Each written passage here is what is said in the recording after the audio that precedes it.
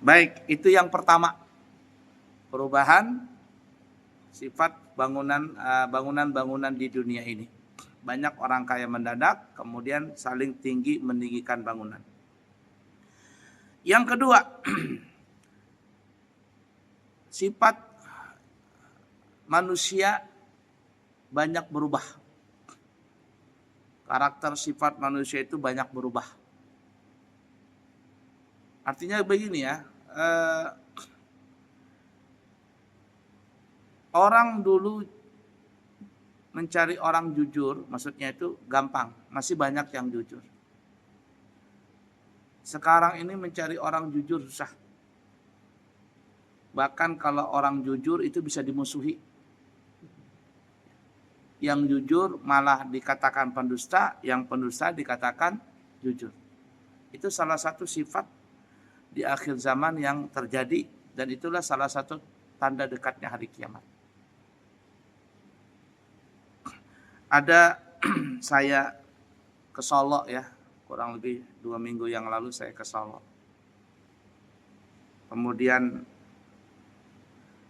ketemu dengan orang di kendaraan begitu, atau di mana gitu ya ketemu. Dia cerita katanya kita ini susah ya. Memilih anggota dewan. Dia bilang saya nggak pernah lagi nyucuk anggota dewan. Kata saya sama aja, saya juga nggak pernah nyucuk lagi sudah, kata saya. Kenapa katanya? Ya kita bingung juga. Nanti kita nyucuk ternyata orangnya nggak benar. Dan dia bilang ya di DPR itu katanya kalau orang jujur malah dimusuhi.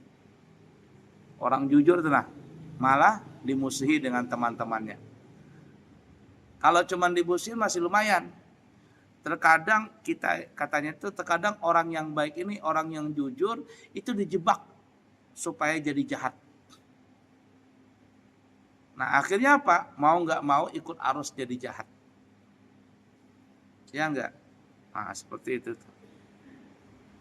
Saya punya teman ya waktu itu kunjungan kerja ke mana gitu, daerah mana gitu ya, di salah satu Indonesia. Di malam hari itu mana ini teman-teman yang lain, dia cari kemana ini orang-orangnya nih. Sekalinya kan tidur di hotel tuh, pas dia cari-cari di diskotik kalau nggak salah itu, pada kumpul semuanya di situ. Nggak karuan sudah ini yang pejabat-pejabat ini. Lalu teman saya ini kan ustadz, dia cuma bilang, Pak katanya, sampean nggak sadar kah? Kalau sampean punya anak digitukan gimana? Anak perempuan sampean tuh begitu tuh, gimana rasanya? Habis itu pergi dia.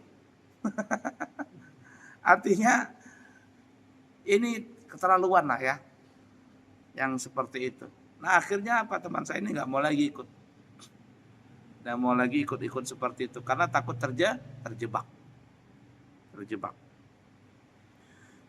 Dan satu dua ya orang yang baik dalam menjabat itu ternyata dijebak oleh temannya supaya ikut juga. Kalau sudah terjebak, sudah, kamu jangan buka kartu. Jangan bernyanyi kamu. Kalau kamu bernyanyi, kita karaokean aja semuanya katanya. Artinya, ya sudah, mau bagaimana lagi.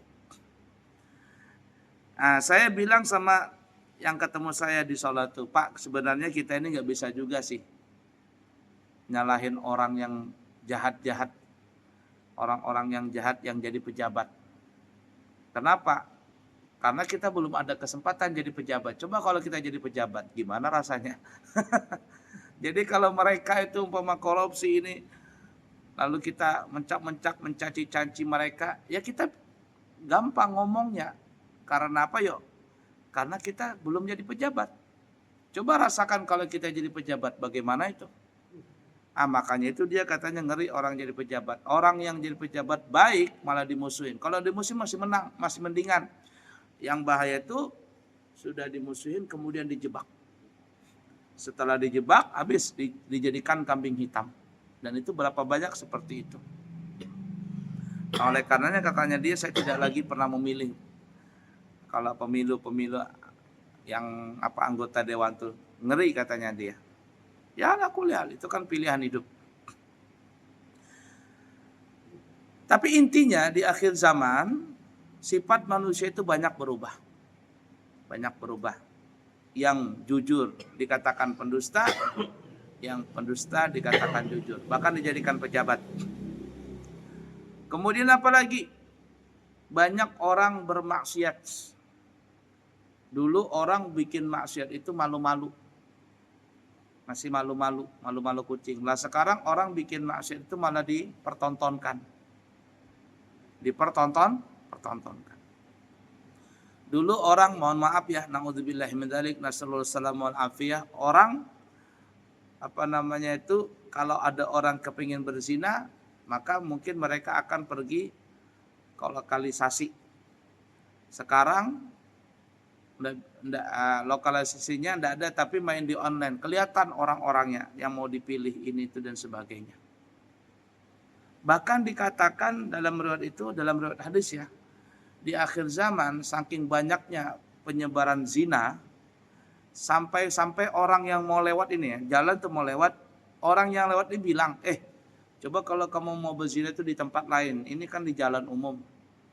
Artinya saking banyaknya orang melakukan perzinahan, sampai di jalan umum pun banyak orang melakukan itu. Orang yang jalan sampai susah.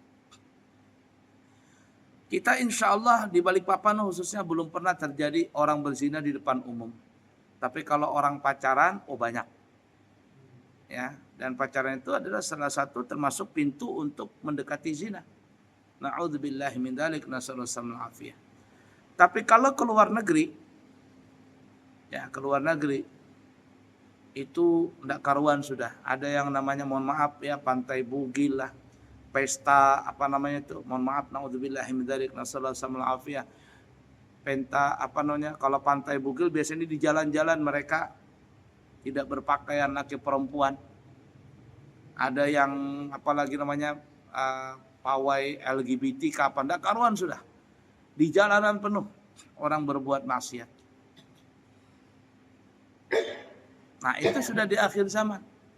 Kalau ditegur, dinasihati, apalagi dilarang, mereka akan bilang ini hak asasi manusia. Hak asasi manusia ini dosa, ya biar saja yang melakukan dosa kan dia dengan Tuhannya. Kenapa kita ikut-ikut campur katanya. Nah, coba digitukannya. Yang LGBT dia, yang dosa kan dia, kenapa kita ikut campur? Nah, itu sampai segitunya digitukannya kita. Jadi orang yang mau menegur nggak bisa. Malahan nanti jadi perkara. Nah itu, cuman untungnya kita masih di Indonesia masih bisa, ada ketimuran itu masih kuat. Walaupun sudah mulai bergeser sifat-sifat manusia itu. Apalagi disebutkan dalam riwayat itu, yaitu adalah seorang ibu melahirkan seorang majikannya. Seorang ibu melahirkan dan anaknya itu menjadi majikannya. Ini ada yang memahami maksudnya banyaknya di akhir zaman orang yang durhaka kepada orang tuanya. Kita lihat banyak orang durhaka zaman sekarang. Ada yang memukul ibunya, memukul bapaknya, sampai membunuh. Dan sekali dua kali orang tua dibunuh. Dan ketahuilah orang tua kita itu sebenarnya ada 3 kata ulama. Orang tua kita ada 3. Yang pertama adalah orang tua biologis kita. Itu orang tua kita. Yang kedua mertua kita. Kita punya istri, tentulah istri kita itu punya ibu bapak. Ibu bapaknya itu orang tua kita juga. Dan yang ketiga adalah guru yang mengajarkan kebaikan kepada kita. Nah, kemudian kata ulama, kalau disandingkan 3 ini, kira-kira mana yang lebih afdal? Kata ulama, guru lebih mulia daripada keduanya. Loh, kenapa? Karena guru ini yang memberikan nafkah batin. Artinya memberikan ilmu. Yang menyelamatkan guru ini supaya anak itu jangan jadi orang bodoh. Bukan hanya selamat di dunia, tapi sampai ke negeri akhirat. Kalau orang tua cuma ngasih makan, minum, sandang, pangan, papan. Tapi guru melebihi daripada itu. Apalagi guru pesantren. Lebih berat lagi. Sudah anaknya tinggal di pesantren, dikasih makan sama gurunya, dilajari sama gurunya. Orang tuanya SPP-nya nggak bayar-bayar. SPP-nya nggak bayar-bayar tuh orang tua. Banyak, banyak sekali. Ya. Tapi apa yang terjadi di akhir zaman ini, Masya Allah, na'udzubillahi min dzalik, guru itu banyak gak ada harganya lagi. Dulu tahun 80-an, 90-an, ingat gak kita dulu tuh, kalau kita bikin nakal di sekolah, dijewer kita sama guru, dipukul kita sama guru, berani gak kita ngomong sama orang tua? Nggak berani. Malahan kalau kita ngomong ditambahi sama orang tua. Aku tadi dijewer kata orang tua, sini aku tambahi lagi, tak dijewer sama orang. Kamu juga yang nakal, pantas begitu kamu dijewer. Kalau sekarang berubah. Kasihan, harga guru itu tidak ada lagi. Jadi bu guru itu cuma hanya mengajar, bukan lagi mendidik. Cuman ngajar. Makanya beda, lulusan tahun 90, tahun 80 itu mental kita itu kuat. Mental kita kuat. Kenapa? Karena belajarnya bukan hanya belajar buku, kitab, apa, belajar mental sama guru itu. Lah sekarang anak-anaknya ya Allah, tulangnya kayak tulang presto. Tulang presto, lembek-lembek semuanya, joget-joget apa begitu. Ilmunya jauh, akhlaknya jauh. Ketika dimarahin guru ngelapor dengan orang tuanya juga lebay. Lapor sama polisi, polisinya juga lebay, nangkap gurunya. Pejabatnya juga lebay. Gurunya malah diberhentikan. Itu zaman sekarang. Jadi penerus, susah lah zaman sekarang ini. Nah, guru ditampar sama murid. Ketika murid nampar guru nggak berani ngelawan. Karena kalau ngelawan apa yo? Malah jadi masalah. Ujung-ujungnya ada apa-apa, namanya juga anak-anak dimaklumin katanya. Tapi ketika guru jewer sedikit, masalah sudah. Nah, di sini durhaka. Nah, itu yang kata Nabi, seorang ibu melahirkan anaknya, ternyata anaknya menjadi majikannya. Artinya nih, maksudnya kata ulama, banyak anak-anak di akhir zaman durhaka kepada orang tuanya. Na'udzubillahi min dzalik. Intinya kemaksiatan di akhir zaman ini merajalela. Orang nggak malu-malu lagi berbuat maksiat. Dengan begitu macam-macamnya maksiat ini. Di Jawa Timur mulai. Apa itu? Di Jawa Timur mulai. Mulai apa? Sonor itu. Itu kan jadi cewek-cewek gini sih, Pak. Ya begitulah ya. Sudah. Itu ngerinya kita. Itu aja ulamaan. Enggak sependapat. Saling bela-belain.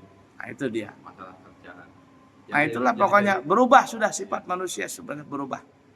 Ala kulli hal. Itu yang kedua ya.